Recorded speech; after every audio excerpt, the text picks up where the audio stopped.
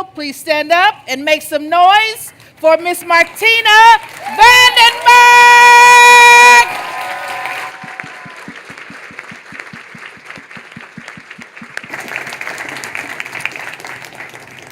Oh, you can stay standing. No, I'm kidding. It's such an amazing honor to be here. Thank you so much to the Aspen Institute and to the Bezos family for putting forced labor on the map today. So if we can get my slides up, I want to talk to you today about something that we don't often think about. Can we get the slides? Are they coming? Okay, there we go. All right. How many of you today, oops, I can't get it to work. Uh-oh. Can somebody help me operate the clicker that's not working? There we go. Okay, thank you. You may have to advance them from. How many of you today are wearing glittery eyeshadow? All right, it's okay, you can confess. It's all right. And how many are wearing lipstick? All right, I'm in. And how many of you either want to drive a car or do drive a car? All right. So what do you think makes that green eyeshadow, maybe that's not the color you're going to wear. What makes that green eyeshadow glittery? And what makes that lipstick shimmer? And what makes that car paint so awesome and hot? It's something you don't think about, something we don't ever think about. It's something called mica. I'm going to come back to mica. How many of you like to eat? All right? How many of you like to eat shrimp? All right, we all like shrimp. Guess where shrimp comes from? Right, the sea, you got it. But it also comes from processing facilities in Thailand, where people who are processing the shrimp to be brought to supermarkets in the United States are being held in forced labor. And how many of you had eggs for breakfast? All right. How many of you like eggs? Right, we all like eggs. What we don't think about when we eat is that all of these foods come from a supply chain. And I'm going to talk about the egg supply chain. Hamburgers with tomatoes. We're all in, right? We like hamburgers with tomatoes. Tomatoes are picked by workers. Some of them are in Florida.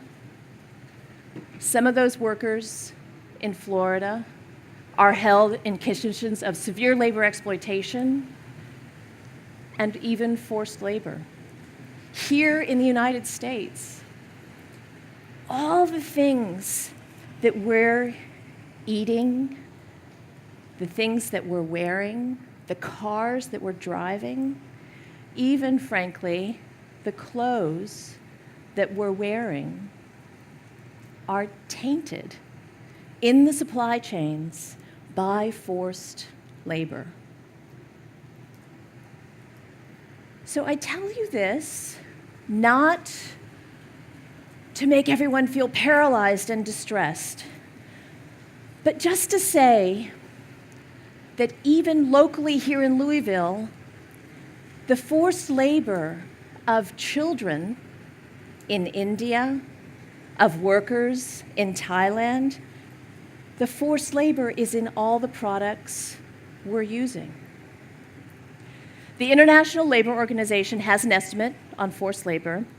They say there are 24.9 million people all around the globe who are held in forced labor, and guess what? Some of those people are right here in the United States. 24.9 million people. So when you watch TV or when you read the New York Times, you think, well, they're taking care of it. They're going to prosecute all those people holding others in forced labor. But guess what? Do you know how many people were prosecuted last year? How many cases in the entire world for forced labor? 869. 869. So if we're not going to prosecute our way out of forced labor, we can't be paralyzed because the only way to avoid being implicated in the use of forced labor is to go naked and eat nothing and live off the grid, right? So we're not going to do that. So what is it that we actually can do? This is a picture from a mica mine, what's called a ghost mine. A mine where the mica that's in your lipstick, in your eyeshadow, and in your car paint, where the mica comes from. And this shoe is not just any shoe. This shoe belongs to a 14-year-old girl. Her name was Savita Kumari. Savita Kumari worked in the mine, and the mine collapsed.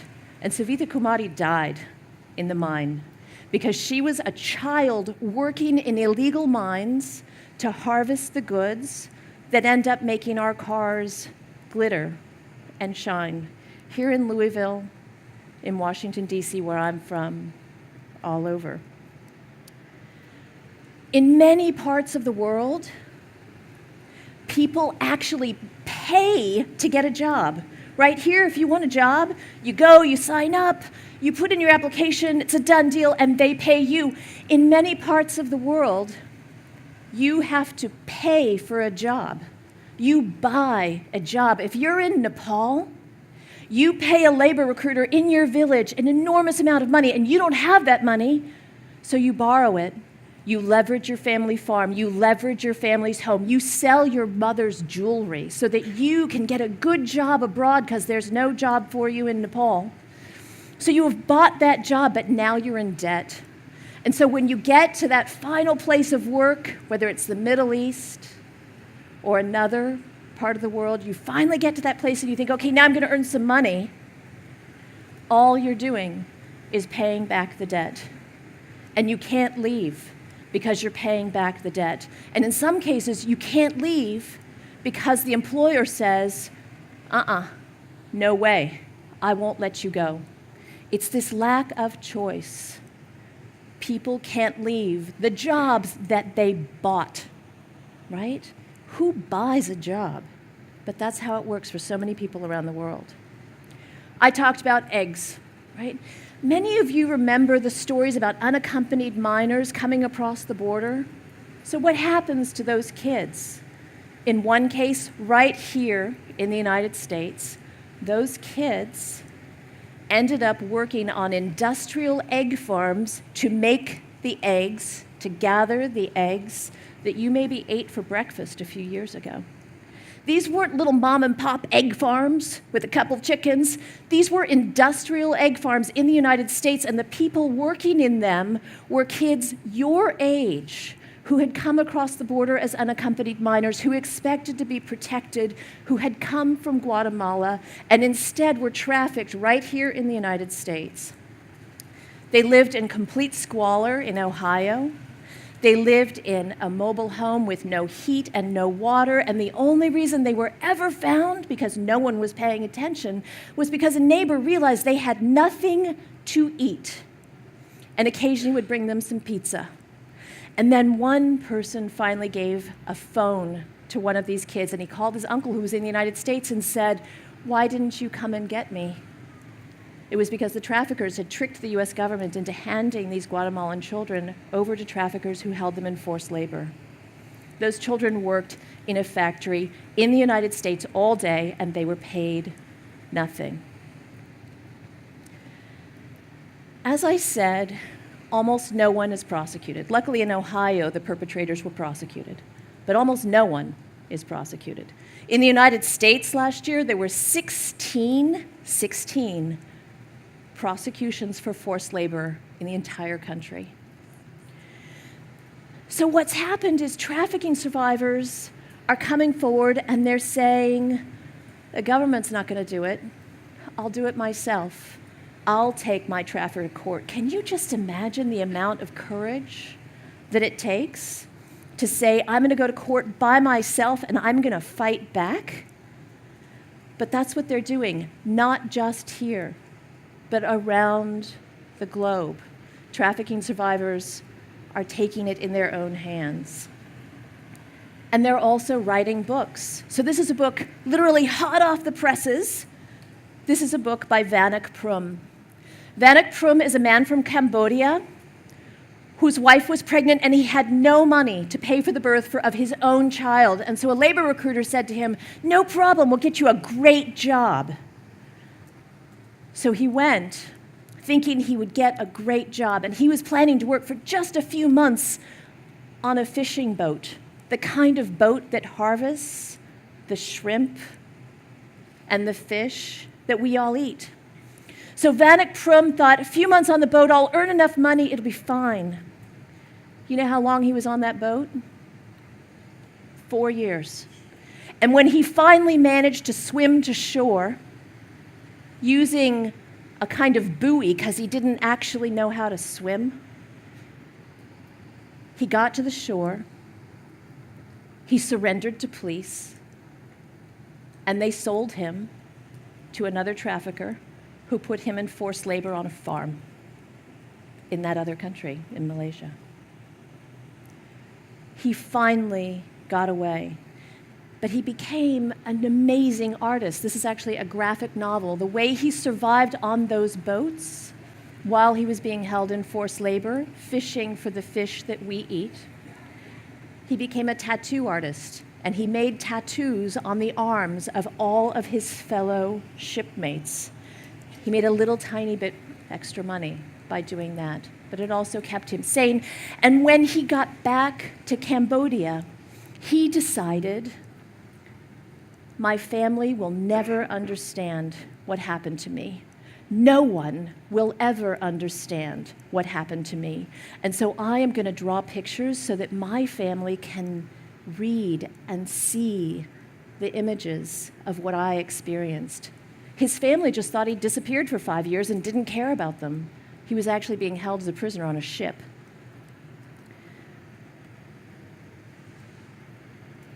One of the important things to remember is that you have power. You have immense power to change this. I think sometimes when we think about 24.9 million people, we think, oh my gosh, there's nothing I can do. It's just too big and too far away, and it's a global problem. It's in Thailand and Cambodia or Ohio. It's too big. But actually, what are you?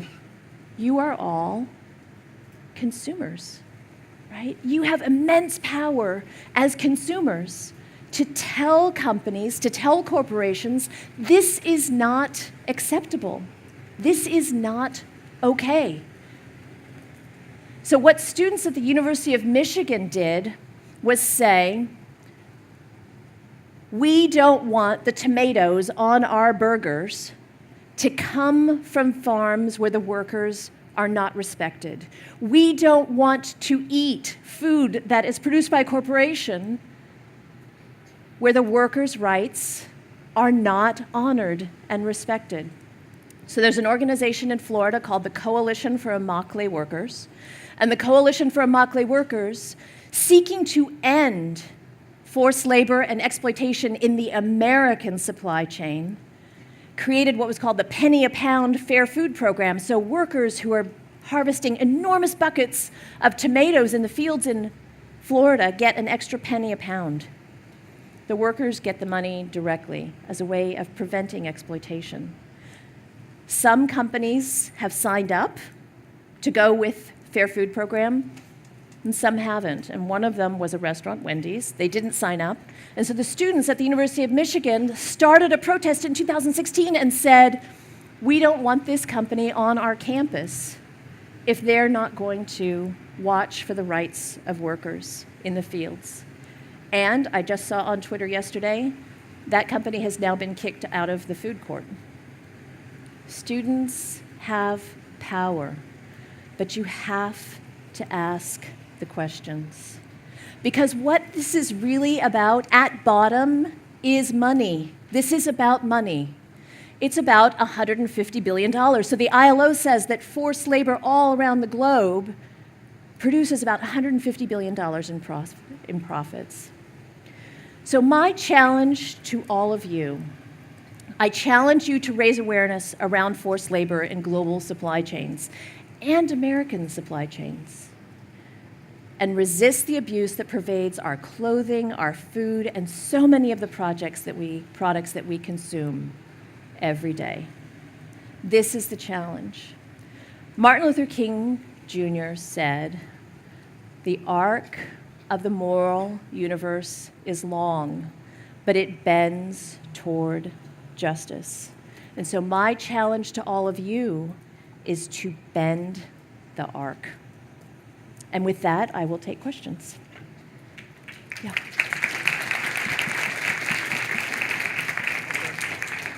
Yes. My name is Cameron. I go to Western High School, and I was wondering, do you think the government is working hard enough to find people that's forced to work?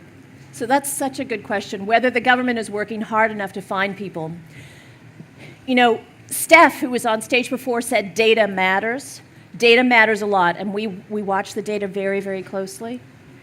And what we see is governments who are focused almost entirely on prosecuting sex trafficking. Sex trafficking is a terrible crime, incredibly important, and should be prosecuted. But what I see around the globe is governments totally dropping the ball on forced labor and labor rights and not prosecuting those cases. Now, there are exceptions, so let me tell you about one. There was a case in Philadelphia, a case of workers from Ukraine who came to the United States, again, thinking they would have great jobs and they could work and send money home to their kids. Many of them left their children home with grandparents in Ukraine. They all came from the same small town in Ukraine. But instead of finding wonderful opportunity in the United States, they ended up in forced labor cleaning big box stores in the middle of the night. So if you wonder sometimes who's cleaning that Walmart at night, it actually might be someone held in forced labor, paid nothing. So that case was prosecuted, but it takes incredibly aggressive and smart prosecutors who are willing to invest the time in order to actually prosecute those cases. So I don't think the government is doing enough. And part of the reason is because we're not pushing them enough. Part of it is all of us going to the government and saying, we don't want child labor in the supply chains. We don't want forced labor in the supply chains. So it's a good question, and I don't think they're doing enough. Thanks. Other questions? Yes, please.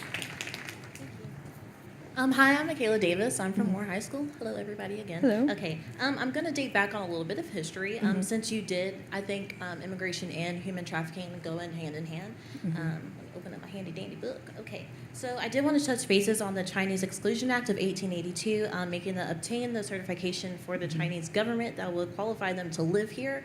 Also, even now with visas, do you believe that there should be an act with those who immigrate to America that they should be allowed to stay and won't be cast out due to Trump's accusations on immigration and the travel bans? So that is a huge question. So let me just unpack it and answer a little bit, right? So I became a lawyer, and I represent victims of human trafficking because I got tired of feeling helpless, right? I didn't want to just report it. I actually wanted to be able to change the arc for individuals. And so as a human trafficking lawyer, the very best thing that I get to do is apply for and win visas for trafficking victims who are in the United States, right? So many of them come in on legal visas, but then their traffickers exploit them. And suddenly, if they leave their employer, they're totally undocumented. And now they're unbelievably vulnerable. They can be deported, they can be arrested. And so the people I deal with are terrified. They have run away, they are hiding in their houses or apartments. Some of them are homeless. Luckily, in 2000, the law changed, and now there are visas that we can get. So I can get what's called a T visa. A T visa sounds like it intentionally stands for trafficking. It doesn't. It just happened to be the next letter in the alphabet. The visa before that is the S visa, which we lovingly call the snitch visa, because it's for people who actually cooperate with the government. T visas are for trafficking victims only. What's happened recently, sadly, is the rules have changed, and it's made it harder. for us to get T visas. This has just happened since November. On November 19th, the rules changed. And that is, from my perspective and the perspective of my clients, that is tragic. And we're fighting it, but it's a tough battle. And in the United States, trafficking victims actually, I hate to say it, they actually have it better than people in most countries. In so many countries, the rule of the day is corruption. So like Vanek, who went to the police to help, he ended up re-trafficked. There was no hope of a visa for him. Luckily, he's now back with his family, but no compensation, no remedy. So if the best case scenario is getting to go home to your family with nothing, and some people end up home with their families still in debt, still trying to service that debt, that's not a solution. That's not a good outcome. Other questions? Yes, please. There's a mic coming around. Hey, so my name is Roshan. I'm from DuPont Manual High School. So I was just wondering if is it legal for American companies to cooperate with these trafficking rings, or do they have to go through like a third party or something? Right, so that's a really good question. Is this legal? It is not legal, right? It is not legal. So the 13th Amendment to the Constitution ended slavery. The one exception, the one carve-out, is people who are in prison can be held in forced labor. I think people are shocked when they hear that people who are in prison under the Constitution can still be held in forced labor in prisons. So, but beyond that, U.S. law is pretty clear. You can't hold someone in peonage, you can't hold them in debt bondage, you can't hold them in forced labor. And so what I see in my own work are cases where someone goes to a labor recruiter and the labor recruiter says, I'll get you a good job. And then they place them with a company. So in one big case a few years ago in Kansas City, there was a labor recruiter named Asar Khojayev. He was actually from Uzbekistan. And Mr. Asar Khojayev brought all of these workers from all around the world, and he put them to work in hotels. He put them to work in forced labor in hotels as housekeepers and landscaping staff. So the hotels paid Mr. Asar Khojayev, but Mr. Asar Khojayev didn't pay the workers. And at the end of that case, he owed the workers money. He went to prison. But guess who else he owed?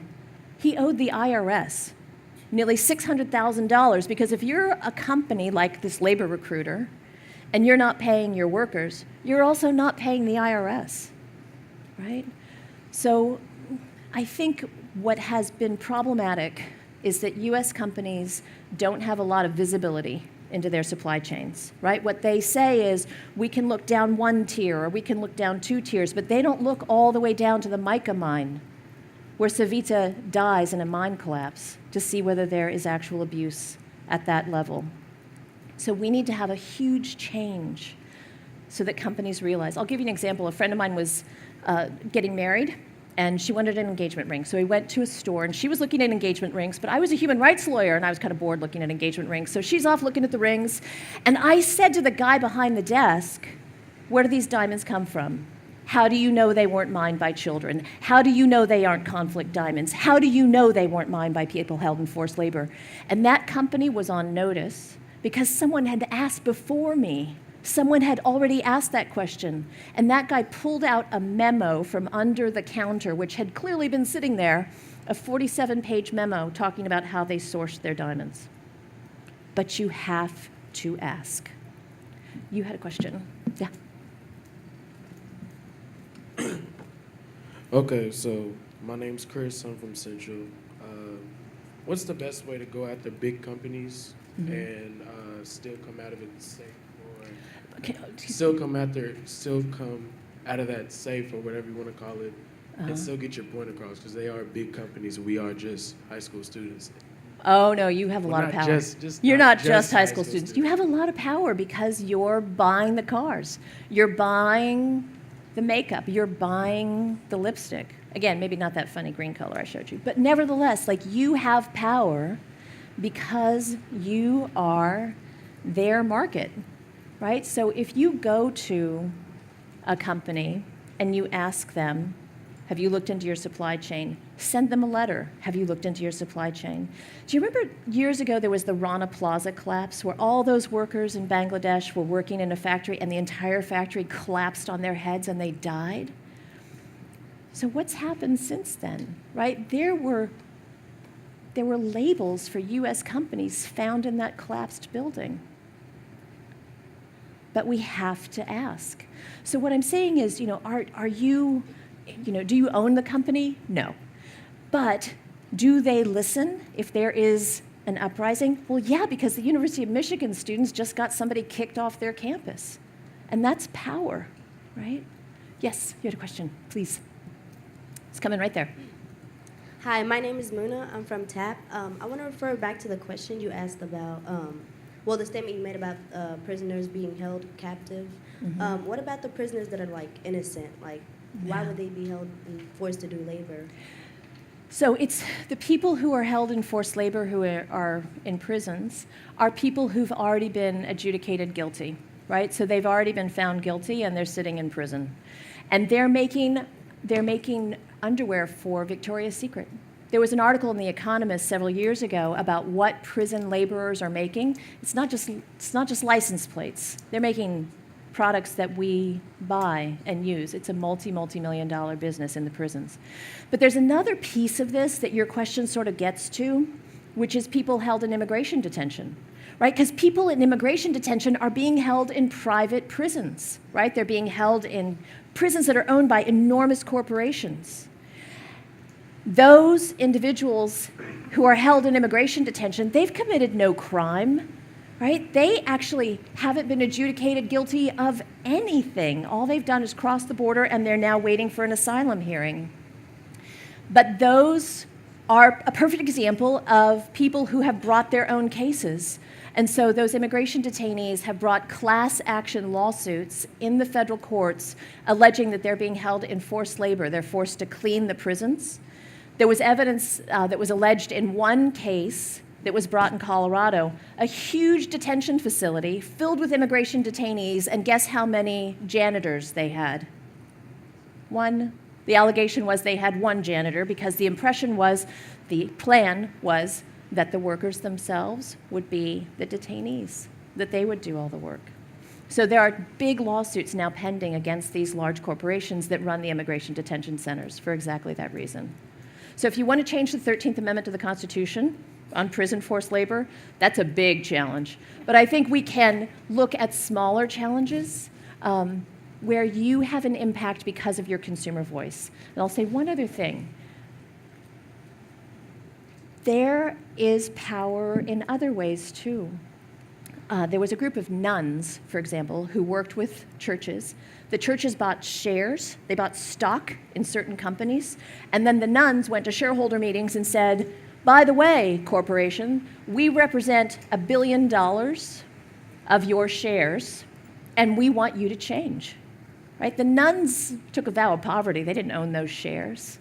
But they found people to cooperate with them, to collaborate with them, to partner with them so that they could actually have an impact on corporate policy at a very, very high level. Yes, go ahead, please. Last question. My name's Reagan Petto, and I go to Atherton High School. Choosing to consume foods and purchase goods from companies who pay workers reasonably can be expensive. Do you have solutions to make purchases from companies more accessible? So that's a really good question, and I think a really hard question. But what I'll say is, where do the profits go, right? Who's getting all of that extra money, right? Would it actually change the amount of money that you pay? It might, and it might, the prices might go up a little bit. But actually, all of the polling data, all the data where you ask people, would you be willing to pay a little bit more if you knew that the workers were treated fairly? That data shows that people would be willing to pay more. But we're not even being given that choice, right? We're not even given that option of paying more. At this point, all of the profits are sort of siphoned off at different parts of the chain. And so if you look at the part that goes to the workers, you could move some of the profit without even changing the price of the product, you could move some of that back into the workers category so that they're not being held in forced labor, they're not being exploited. And so it's not, I don't think it's not a huge ask, but it is a matter of taking this on as a community and taking this on as consumers and not letting it happen anymore. I think my time is up. Thank you so much. Please take this challenge.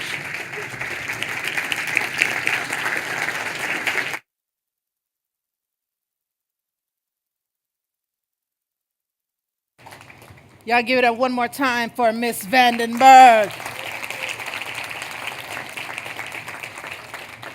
Okay. You know what? I know you got Snapchat, right? Everybody got a Snapchat. There is Aspen Institute on Snapchat. Don't forget that Snapchat.